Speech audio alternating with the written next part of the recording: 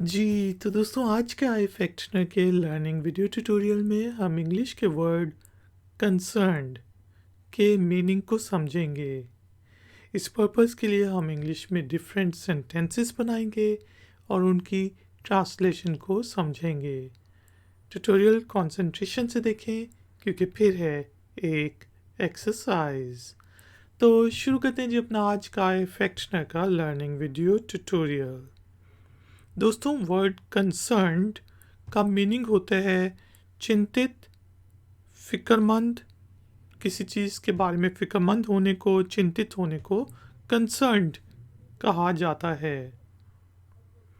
जिस तरह हम कह सकते हैं I am concerned about you, मैं आपके बारे में चिंतित हूँ, मैं आपके बारे में फिक्रमंद हूँ। I am concerned about you.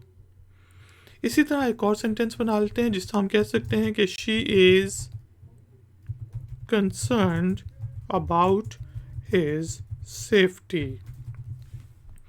कि वो उसकी सेफ्टी के बारे में फिक्रमंद है। She is concerned about safety.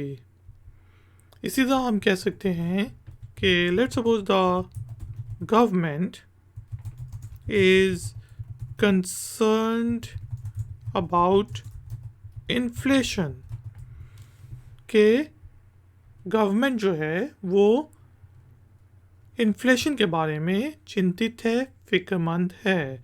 The government is concerned about inflation.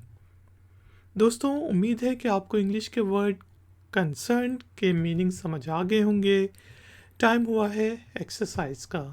तो एक्सरसाइज के लिए आपने इंग्लिश के वर्ड कंसर्न को यूज़ करते हुए इंग्लिश में एक छोटा सा सेंटेंस बनाना है और उसे नीचे दिए गए कमेंट्स बॉक्स में पोस्ट कर देना है। अगर उस सेंटेंस में कोई गलती हुई तो हम में से कोई पॉइंट आउट कर देगा। वीडियो पसंद आई है तो लाइक का बटन ज़रूर प्रेस करें, वीडियो को शेयर करें और अगर आप चैनल पर नए हैं तो चैनल की सपोर्ट के लिए और नई नई नोटिफिकेशंस के लिए चैनल को सब्सक्राइब करके बेल आइकन को प्रेस कर दें।